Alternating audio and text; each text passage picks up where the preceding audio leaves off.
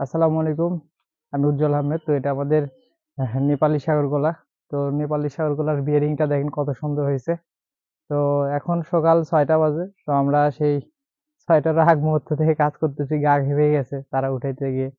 তো আসলে বিষয়টা হচ্ছে আপনার নিজের কাজ নিজেই করতে হবে, আর নিজের কাজ নিজে না করলে আপনি লাভবান হবেন না।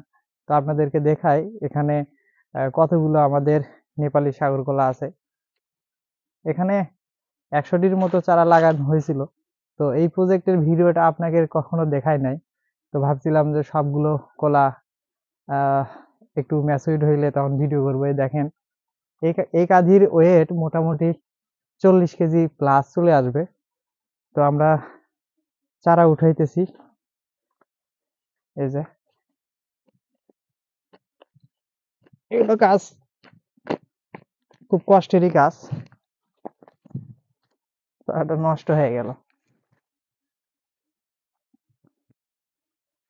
তো এই ধরনের, এই যে